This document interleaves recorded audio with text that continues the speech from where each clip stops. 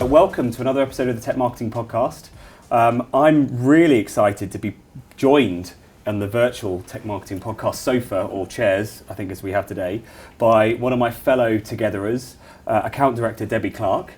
So Debbie, welcome to the podcast. I think it's your first time as a togetherer on the TTMP, is that right? It's not. It's not? It's not. When did we have you on before? It was quite a while ago with Sigfox talking around events. Yes, we did. And social media with the media team. So first time in person. Yeah, first time in person. Never done with you in person or virtual. So glad to be back. It's a pleasure to have you back on the podcast, Thanks, Debbie. Jon. But what I'm really excited about is Bea Whelan.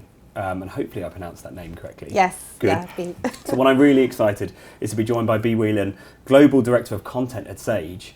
And we've been working together on some projects for quite a while now. Yeah. But before we dive into that, we were just talking about your art history degree and these wonderful paintings behind us. You have a really fascinating background. I think you originally started selling AdWords in Google, and now you're Director of Content for Sage. Tell us a bit about that journey and how you've ended up running content at Sage. Yeah, I started in Google about just over 19 years ago. It was my first marketing job, and I was in the AdWords team and worked there for a year, mostly reviewing ad copy. So I'm sure they have lots of automated ways of doing that now, but back then, most of it was done by real humans, and we would review the ad copy and also review the landing pages. And I think in the year there I reviewed well over 100,000 ads. So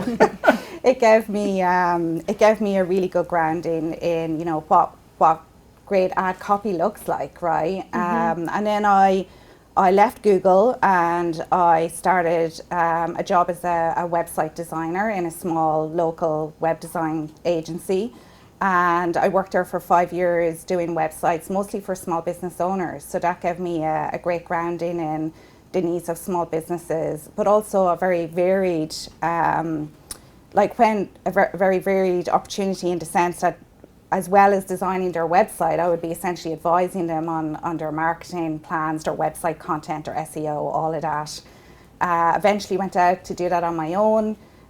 So was a small business owner myself for a year, and weathered through all of the struggles that many small business owners do. And then from there, got a job in Sage. So I've been in Sage for 13 years now in various social and content roles, and eventually progressed to content director that I am now.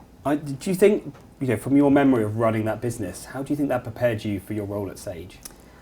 Massively, in terms of understanding the struggles of a small business owner, and I think that's what largely allowed me to blag my way into Sage. As I remember back in that interview talking about just how difficult it is to be a small business owner. I went into that with lots of passion and determination, but quickly realised that that's not enough. You need to have and I was lacking a lot of the knowledge and expertise that I would have needed around the financial management of my business. Mm-hmm. And so when I ultimately exited my business, it was at the time with a large sense of failure, and it was, a massively devastating moment for me to close my business.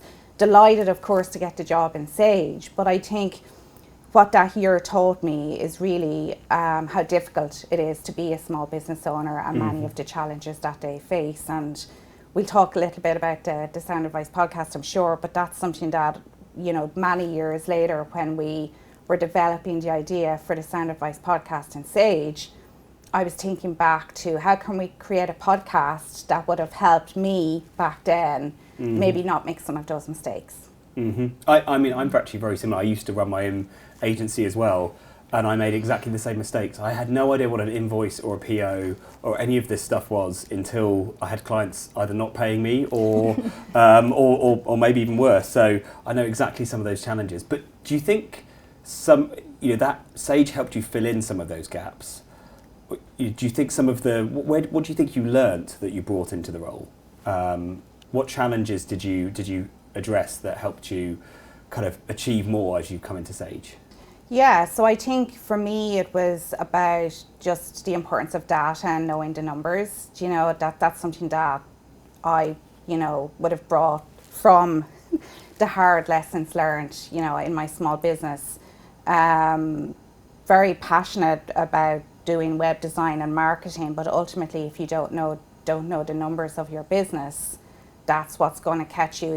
You'll struggle on for a while, but I think what Sage really taught me, and what we try to support our customers with, is the importance of understanding and knowing their financial strategy, really, so that they're setting themselves up for success and not being one of those businesses that fail in the first year, actually planning for the growth of their business so they can, succeed in year one and beyond.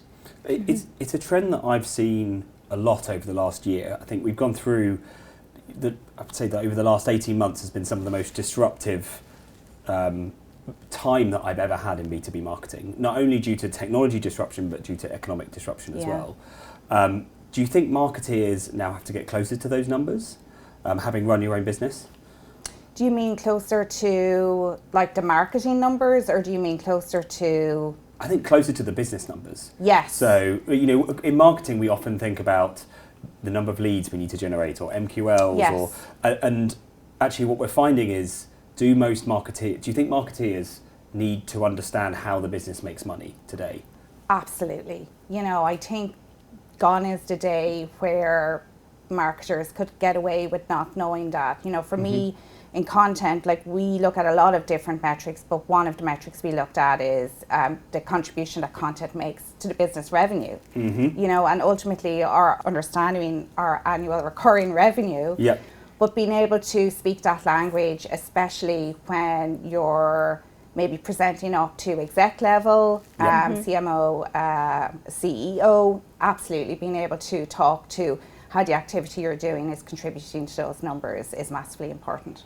So numbers are very important, and it's how marketers are evaluated on how well their campaigns are doing. However, numbers can also be quite intangible. So you can hit numbers quite easily, but that doesn't necessarily mean a campaign's been successful. So we know that getting those leads and getting those leads numbers are quite easy, but what else do you think business owners need to be aware of? And getting the lead is just the starting point. How do you then help that lead progress to be an opportunity or actually be valuable back to the business? Yeah, so for me, I think first of all, it's understanding really what the objective is of the piece of activity or of the campaign. I mean, it won't always necessarily be lead gen.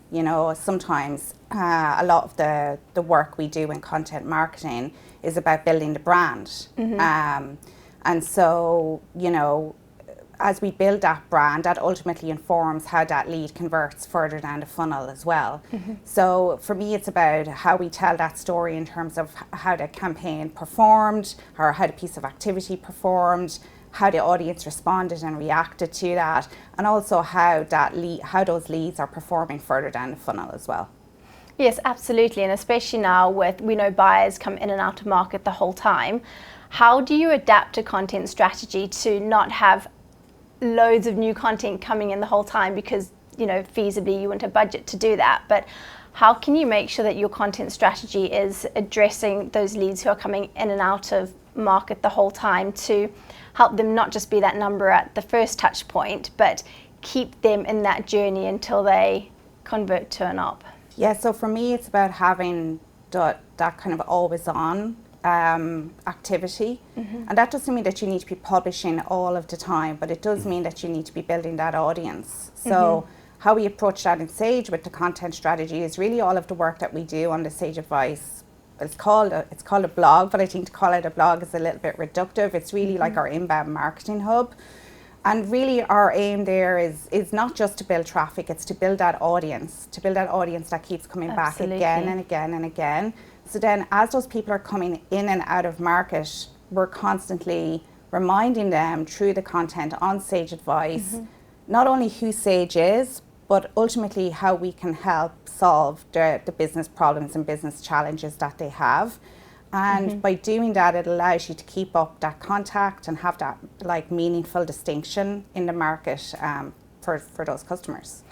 Absolutely, and that blog, it covers a lot of things. I know Sage specifically is around financial advice, and you've got great assets around that, but the blog touches on many different things. So again, going back to our buyer and the audience, it's generally not just one person making that decision. So the blog and the podcast, they touch on a lot of different business issues. Yeah. Is that to help support speaking to maybe a wider audience around the decision maker, or what was your thinking around looking at all of those different topics for that type of content? Yeah, so we do publish on a lot of different types of content topics, but it's always tangential to the solutions that we sell. So on Sage Advice, we'll publish about managing your finance, managing your payroll, managing your people. But for example, we don't publish on how to do a marketing plan or how to manage your social media, because ultimately we don't sell social media software, and we're not HubSpot. We don't sell marketing software. So within like the broad topics of managing your business finance, payroll, and people, we do publish a lot of different content, but we're quite careful to stay within our wheelhouse of those topics, because that's what helps build the association of those are the problems that we help you solve. And then within those, it's about looking at what's topical, what are people interested in, what legislation is emerging that people will need help and support on, and really just understanding what the current and emerging challenges are of our customers that they want to get that advice on. I think there's a couple of points you mentioned there that I want to dive into a little. So you almost talked around in market and out of market, and typically we talk around this 95% figure. So we say like only 5% of our audience are in market at one time. And you mentioned always on. So really, what you're saying to me there is that feels very much like a brand campaign. Yes. How do you approach making Sage stand out? It's quite a congested market talking to small business owners. Like, what's your strategy for getting Sage to stand up above the rest? So for me, with the content that we do, it's really about how the content aligns with the brand promise. So our brand promise is helping business flow. And that is something that, as Sage builds its brand, helps us to stand out in the market. All of the assets that we do in terms of our advertising, when they're strong, give us really good, memorable, people remember the brand, who we are. But what the content marketing does is, like I said, help people understand and remember what it is that we help to solve. So as they go in and out of market, the content that we produce ultimately has to flow, go back to that brand promise of helping business flow. Now, there's lots of different things that get in the way of helping businesses flow and helping businesses thrive. It might be legislative challenges that they're meeting. It might be business and kind of processes challenges that are getting them stuck. It might be finance challenges like we have, right? Yes. Exactly, finance challenges. But ultimately, that finance challenge actually is a planning. It's actually a planning challenge, and it's a strategy challenge. Because if you were planning and managing your financial strategy better, the money will then flow, right? So so for me, it's all about how does this content ultimately help remove a challenge or an issue that somebody has, so their business can flow and it stays true to that brand promise. And over time, and this thing, we've been publishing on Sage Advice for 8 years now. So it's something that when you do it consistently, over time, people will start to associate you with that then. Let's, just for our listeners, of course, we should talk about what Sage Sound Advice actually is. Yes. So how would you define, it's something we're very proud of, because obviously it's a podcast we produce. So I need to, of course, an award-winning podcast, I think I have to say that, otherwise my marketing and growth team come and shoot me. But how would you define the Sage Sound Advice podcast? Yeah, so I mean, for me, the Sound Advice podcast is a business advice podcast that helps you overcome the practical challenges to your business succeeding and thriving. And that was something that was hugely personally important to me when we started the podcast 3 seasons ago. I really wanted it to be an antidote to this kind of, hustle culture of go start a business. If you have the passion, you'll be successful. I knew that wasn't the case. I knew that passion and energy was fantastic, but ultimately to be successful and for your business to continue to work, you need to have that practical support and practical advice. So for me, the blog is in audio and video format. What we try to do on the Sage Advice blog, we do that on the podcast. But I think what the podcast allows us to do that's kind of maybe different to the blog is do it in a much more human way. So you get to hear, you know, the personal story. So for me, it's advice in story format, because I think when you hear the personal stories from business owners like you who had these struggles, you really start to understand and identify, and it makes a lot more sense. It's inspiring, really, isn't it? Exactly, it's inspiring when you hear someone else going through that challenge, or even if it's a completely different business. The one thing that I'm sure a lot of our listeners, I mean, one thing I'm thinking about, having also run a podcast, is how do you justify that investment back? Like, how have you justified that back to your CMO and to your execs? Yeah, I think at the outcome, we put in a lot of effort to explain that this was going to be a long-term project. So we explained that it was not going to be a year one success. Although in year one, it did have a lot of success. It was a huge success, yes. I think when did we win the award at year 2? I think it did. Yeah, but like we kind of explained to them, you know, we're not going to launch this podcast and after 3 episodes get loads of customers, right? It's going to be a long-term play. And I think the moment was kind of right, because there was a lot of people trying to do effective podcasting in the business, and in our team we wanted to do a podcast that would kind of be kind of the standout podcast for the business, right? And could demonstrate to other teams in the business and our stakeholders in the business, this is how you do podcasting and this is how you do it well. If we put our customers in the center of the content and talk to them about their stories, and don't make it all just about Sage, right? Because who wants to hear Sage talk about themselves for 45 minutes, right? Then it can be something that people actually really want to hear. And then over time, as the numbers come in, it makes a massive difference then. So we did some studies, we talked to some listeners of the podcast, and we were able to demonstrate that people who listen to the podcast are 68% more likely to buy from Sage. So when we were able to build the podcast and then do some research and get some numbers back, you know, that to speak to that really helps land the message internally. That's incredible, because something that podcasts are great, and a lot of people do podcasts. Of course they're great. We're on one right now. Let's not downplay that. Come on. Podcasts are amazing, and you should have one if you don't have one. Sorry, Debbie, carry on. Absolutely, and they are foundational to a lot of our client strategies. But something that we get stuck on is how to prove that they're working. You know, how to prove that they're being valuable. Yeah. But that stat is incredible, and the fact that you were able to get that out of your podcast is testament that really the longevity of it and staying true to you thinking that this is the right path to be on. It's showing great results. 68% of people that listen to the podcast.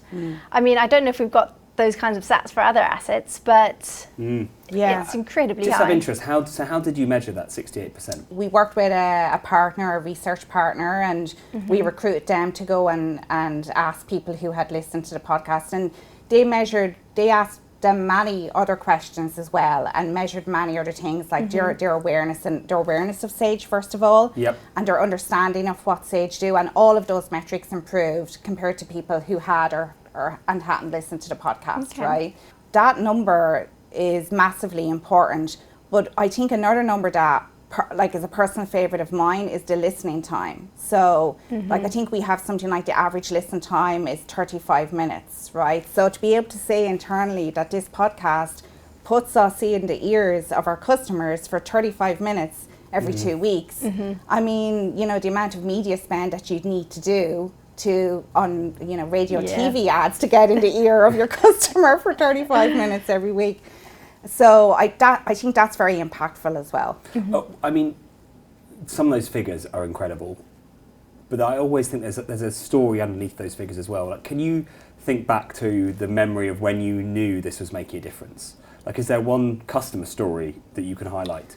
There's been so many great examples, but for me it was the reviews as well. When we, and I think that's a great thing about podcasts, is people also leave a review and will tell you quite honestly what they think. So for me, I think the moment I knew it was making a difference was when we looked at the reviews on Apple and Spotify as well, and just saw the reaction from the audience.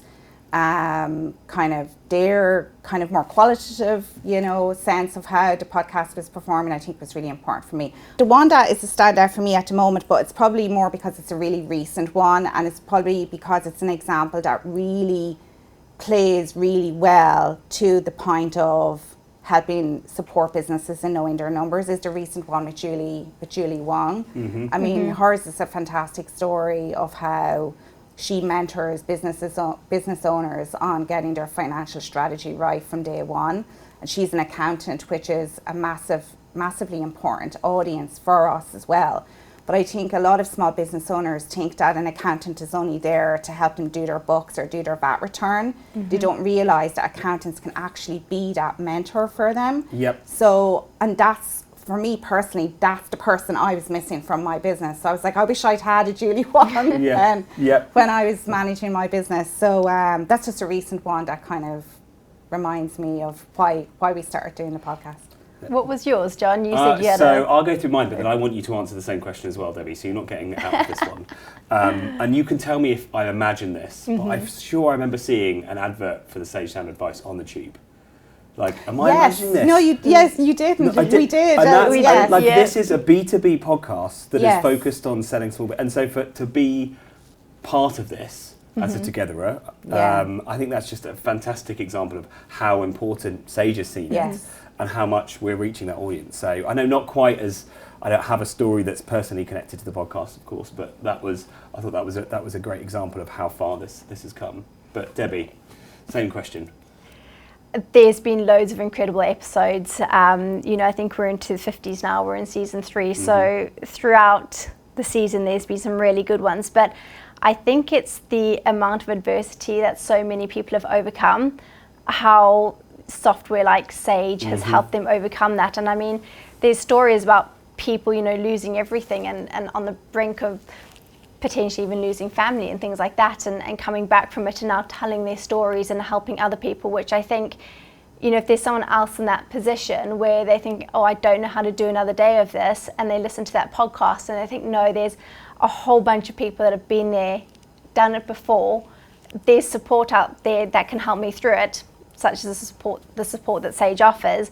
For me, there's a number of podcasts that tell a similar story, and that is incredibly heartwarming. And going back to the content side of things and how numbers are good, but to get that content to really resonate, it needs to tell a story and it needs to be emotional.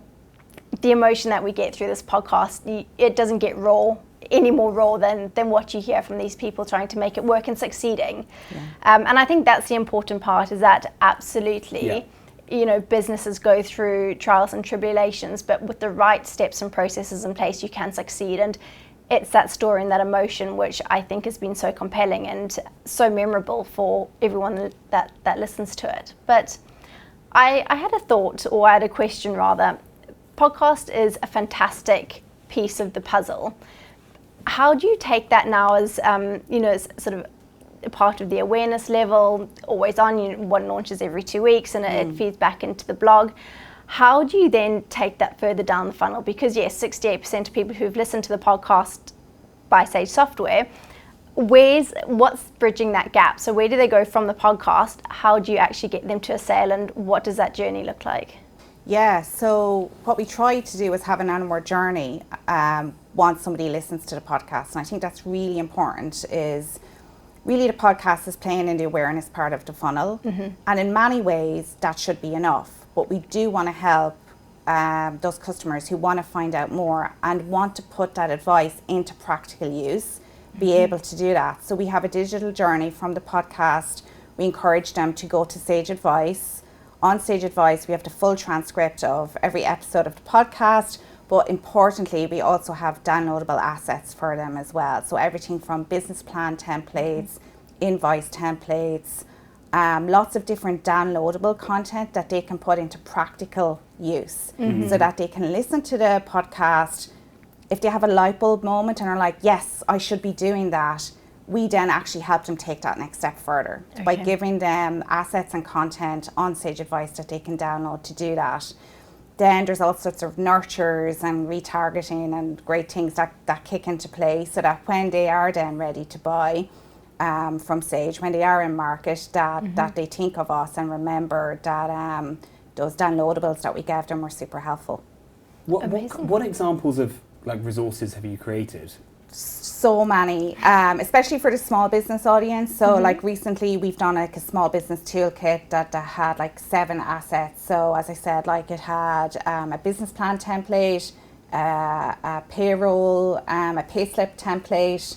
So even people who are I call them like pre-software, so that they're kind of understanding that they need to be managing all these things really well. And we want to support them to do that. Now, eventually, those people will need to progress onwards as their business grows and purchase software. But in the meantime, we want to give them all those assets. So, payroll templates, invoice templates, things that they can actually use for their business, put into practical use. That type of content is also the most popular content to download as well. I was going to say, like, I remember trying to generate my first invoice when I was a small business owner, doing it 2 months late when I was probably overdue on rent at the same time. Like, those kind of pieces of content are incredibly valuable. Yes. Like, where do you see them fitting into a traditional marketing funnel? Like, because that still feels quite high up. Like, what's the stage from? We've got Sage Sound Advice podcasts, some incredible templates. Like, how do you then make that brand and consistent message flow all the way through to sale? Yeah, so I think those assets like the invoice template and the payslip template, they have to be legislatively compliant as well. So they actually help people make sure that they're doing things the right way, right? So how we move that down then is, as we go further down the funnel, we then offer things like Sage Individual and Sage Accounting and Payroll as part of Sage for Small Business to help people manage their finances. But then for me, it's just about having that consistency of message as they move down the funnel. So when they come back, for example, to the Sage for Small Business website, that message of how these solutions help your business flow, how it helps you have like your accounting, your payroll and your HR all into one place, so it all flows into each other.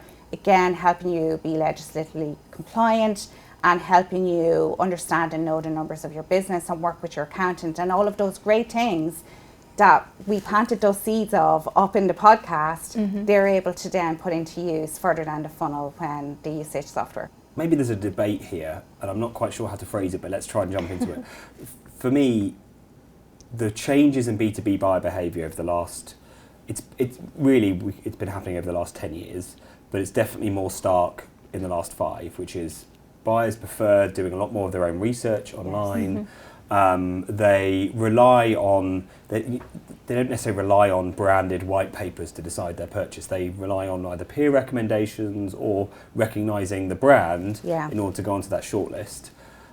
Yet so many technology companies are still putting out white papers, ebooks, pieces of content that in my view aren't generating that value. While the pieces that you mentioned there, incredibly valuable for small business. Like, what is your opinion on creating value with a piece of content? Yeah, so I do think that ebooks and white papers like have a purpose for a certain type of audience for us. And as we, like Sage markets to, small business owners, like sole traders, but we also market to much bigger organizations. And we do find like there would be personas in maybe more bigger organizations that actually really value probably the original research. So rather than just giving an ebook where there's pages and pages of information, giving them that original research that can help them like maybe benchmark how they're doing things against other businesses, help them understanding what's coming down the line in their industry. I think that can be really important. But I think ultimately people want the so what, right? So if you give someone all of this information, you then have to help them put it into use, right? So so for me, it's what's the so what, and I think that's where that type of those content assets that allow people to put it into a practical use, and rather than it's a read and forget, it actually allows them to take that next step. I think it's something that we don't tend to think about with, coming back to the conversation we were having earlier about business outcomes and knowing how your business makes money as a marketeer, I think it's the same reason why we should be more customer-centric and understand what value they're looking for. So you're exactly right. Enterprise customers are probably looking for more enterprise-type content. Yeah. And some of those toolkits sound amazing for small businesses. But I'm going to come back to a word you mentioned a few moments ago, which is legislation. Yes. Like, that varies a lot for the UK, Europe, Ireland, all US, Canada, all the different regions that Sage is in. Like, how does that then change the content that you're creating? How does that vary per market? It does. It massively varies per market. So when we started Sage Advice, we eventually grew it to, it's in 18 different markets globally. And we kind of tried to have this balance of 30% of the content speaking to those kind of universal global themes of managing your business, but then importantly 70% of the content speaks to local challenges. And how we do that in a very practical way is have local content managers in region, like creating and supporting that strategy. So everybody works to the overall editorial strategy of we publish about these topics for Sage because they align with the solutions that we sell. Yep. But then when you get down into like the next layer of detail, the specific topics that they publish about in each market need to speak to local legislation. Yep. So for example, at the moment in Europe, invoicing is a big emerging topic because it's already in some ways a legislative requirement in some European markets and will continue to be in a much bigger way, especially for markets like France and Spain next year. But it's less so maybe in the US at the moment. So having those local content managers who really understand, because they're in the market, they're listening to the local news, they're hearing the local budget announced by their government. They know what the legislative requirements and announcements are, so they're able to really inform locally what we should be publishing about. I love that split. So 70% is in market and 30% is global. Yes. How do you drive more awareness for Sage in markets where it's not your home market, like the US? So it's not always going to be content in those markets. Content will play a part. We still have Sage Advice in the US, but I think we do other types of advertising in those markets. So Sage do a lot of sports sponsorship, and I think that's a great way to get like wide ranging awareness for a brand. So for example, in the US, we sponsored the Major League Baseball, which is something that's really, really popular. And then for me, from a content marketing perspective, it's just knowing that activity is happening at the awareness level, how we then pick up that interest with content when people come to Sage. Thinking about it with baseball, I don't think there could be a better fit between a financial brand that's about the numbers and baseball, which is always about the numbers. Exactly. It's actually a really, really good fit. Yeah. But it's also, thinking about it, a strategy that worked well for some of your competition that came over here. So it's kind of trading blows between the Atlantic Ocean there. So really, really agree. We've kind of talked a lot around the Sage Sound Advice podcast. Talked about some absolutely fantastic numbers there. We've kind of taken a journey through this funnel. But one thing I want to bring us back to is brand. Like everyone talks around brand to demand, and really what's been a thread that's gone throughout this entire podcast has been just how important brand is. So in your view, how do you make the brand meaningfully different for Sage? For me, in terms of how we make it meaningfully different with the content that we do, is just, again, going back to that brand promise of helping business flow. And we have our brand values as well, of like things like being human is a really important brand value that we have. And I think the humanity aspect of it is something that has really helped like distinguish Sage in market, right? So how we solve those problems for people, but how we do it in a really human way. And I think that's something that comes across really well. I spoke to before in terms of the podcast, just putting that humanity front and center and allowing people to tell their stories has given us a great distinction, I think. I actually think, and Debbie, you mentioned the word emotion earlier with B2B. One of our previous podcast guests actually said they think B2B is the most emotional type of marketing. Yes. And you mentioned storytelling a few times. Like, would you agree that B2B is more emotional than B2C? And if so, why? Absolutely. I mean, I think when we chatted a few weeks ago, when we were talking about this podcast, I actually started to choke up when you guys were asking me about my business. And it's funny, like all those years later, that's something that the emotion of the challenges around running, because it's people's livelihood, and it's like what you said, Debbie, like it impacts people's own personal families. It's everything, right? And so I personally, I think that B2B is actually the most emotional, marketing context that anybody could have. I completely agree, by the way. It is people's livelihood. Like, you're making a decision that not only impacts your business, but the teams around you and so on. Well, if you buy an iPhone over I don't know, I'm using that as a bad example, but buy a Starbucks over a Costa, it doesn't impact everyone in the same way. So completely agree. Absolutely, yeah. And then like ask anybody who hasn't been paid this month, right? Why business is emotional, right?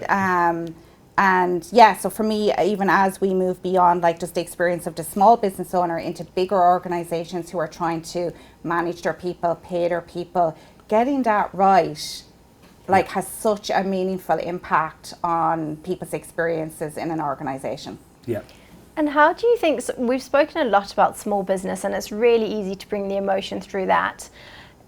Do you see that emotion coming through in the marketing that you do to bigger size businesses? Because small business one-on-one, it's really easy to bring that emotive storytelling into it. How do you keep that going through to the bigger organizations and to keep that going through? Often it's B2B is incredibly emotive, and in the bigger organizations, when you're choosing different software, well, that's potentially your job on the line if you make the wrong decision.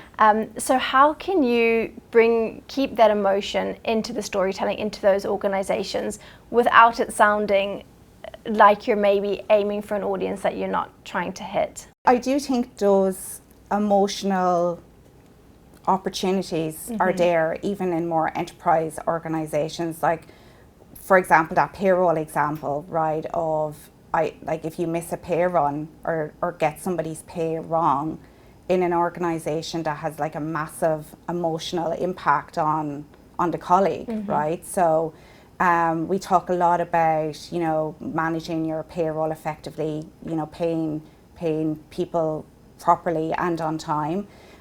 Is something that I think has a massive emotional resonance. But I also think what we try to do as we speak to more enterprise customers is kind of speak to the individual and where they are in their career, because I think that has a strong emotional resonance because everybody ultimately wants to be successful, right? People want to feel like they're thriving in their career, like they're in flow in what they do in their career.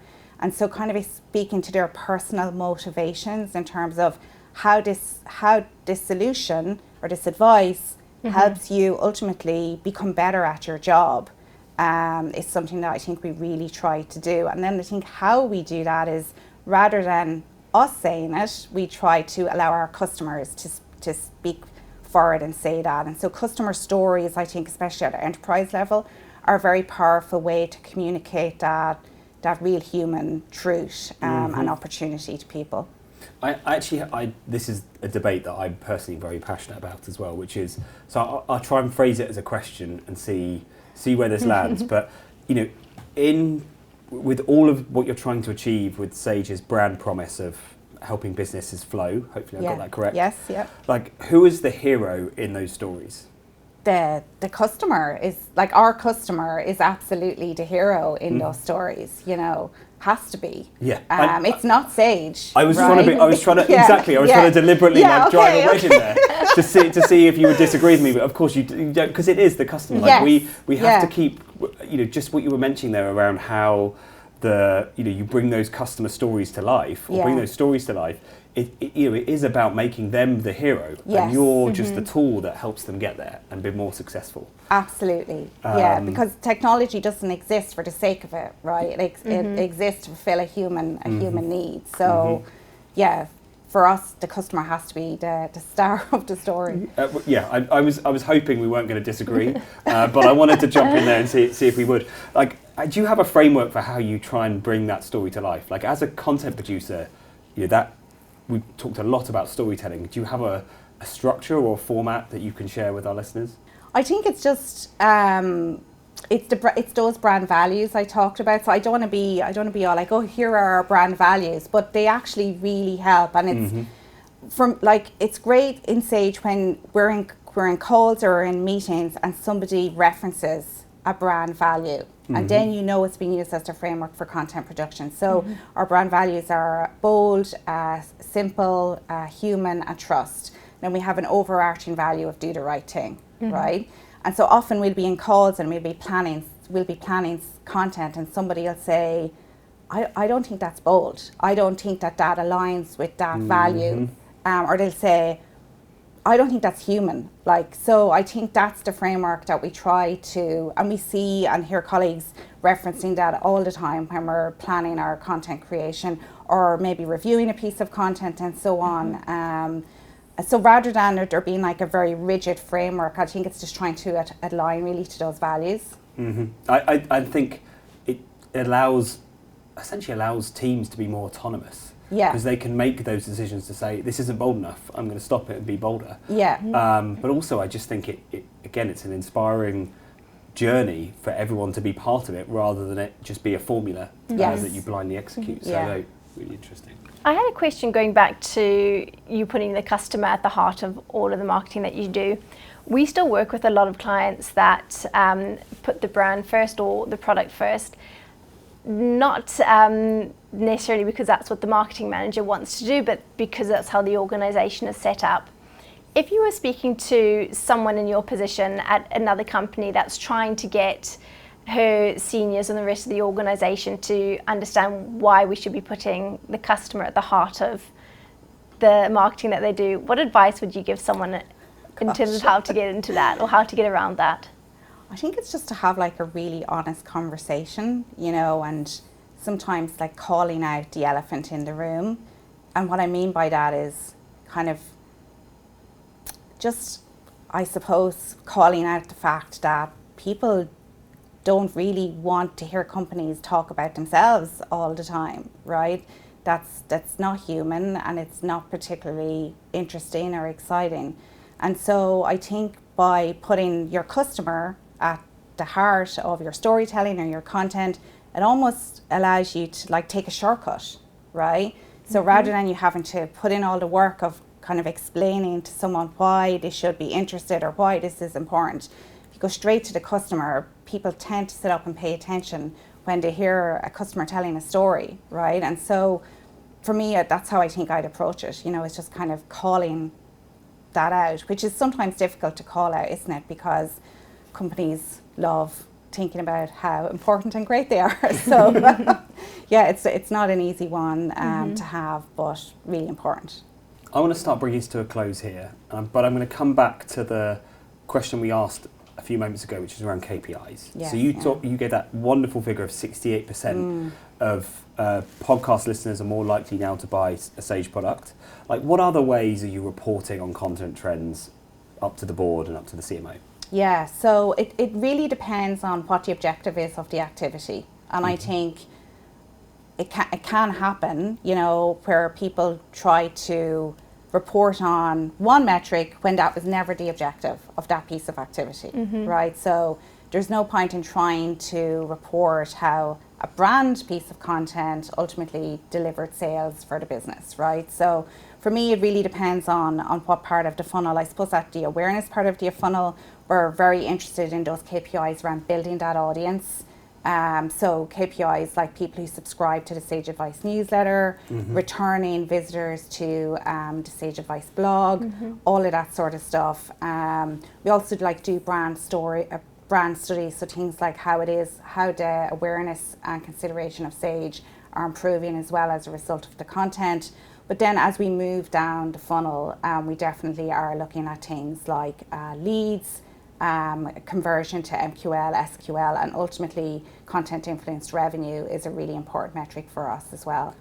Content influenced revenue. So break that down. What does that mean? So that means if somebody has consumed a piece of content and through their consumption we've managed to capture identification details, so it might be through them downloading a gated piece of content, for example, if they subsequently go on to buy from Sage. So if content was on their journey to purchase, we count it as content influenced revenue. I've definitely heard LTV be used a lot more when discussing customers. Yeah. And that's, I think the key point there, which we don't need to dive into, but stands out for me is that we often talk about the funnel awareness consideration. I kind of prefer a slightly different set of phrases, which is you want them to know you want them to like you, you want them to trust you.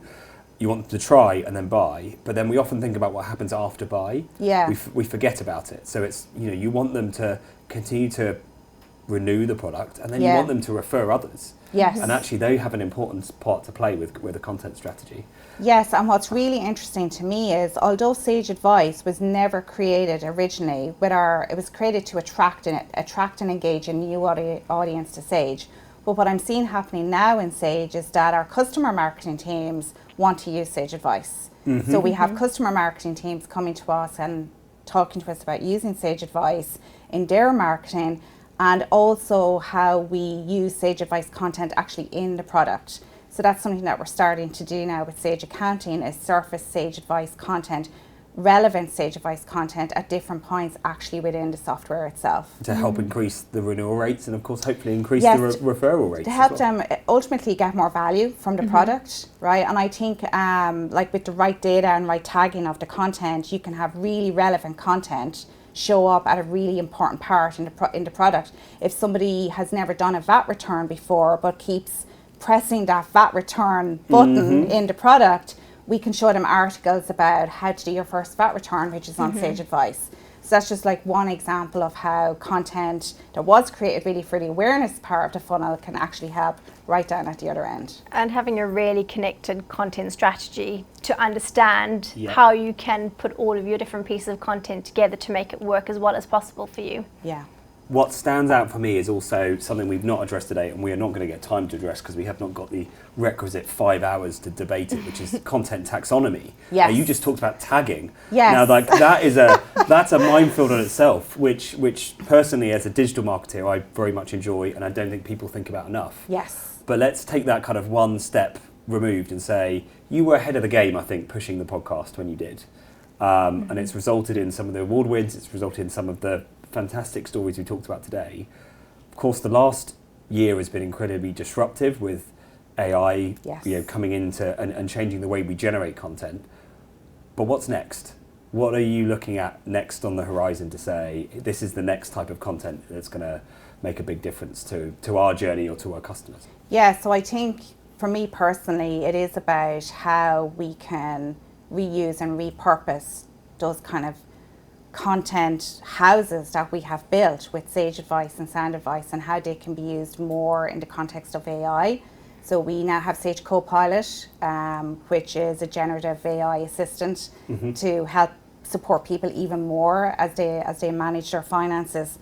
So for me personally, it's about how can that Sage Advice content be used and incorporated more into Sage Copilot, right? To have those, because we have all of the content there and it is all tagged. So it's about really how to have that full funnel strategy and repurpose that content and make it work even harder for us. Is that something, do you have concerns around trust, especially when we talk about generative AI? Like, how are you managing the trust issue? I think customers potentially have concern around trust, and customers want to make sure that their data is not being used to help another company or a competitor succeed, right? So for us in Sage, it's about building everything we do in AI on a trust framework to reassure customers that that's not what they're going to do, that their data is not going to be used in that way, but that by surfacing their data via AI, they can get insights about their performance and again, their financial strategy that may not have occurred to them before. From a content marketing perspective, we already have all of that content there. So for me, and the audience has shown us that they trust it. So for me, it's just about surfacing it to them in a different way now. Bea, it's been a real pleasure to have you on the Tech Marketing Podcast. This has been a wonderful journey, diving not just into the award-winning Sage Sound Advice podcast, but in your wider content strategy. Thank you for joining us on the Tech Marketing Podcast. And Thanks, we hope Jon. to see you again Thanks, soon. Debbie, for having me. Thank you.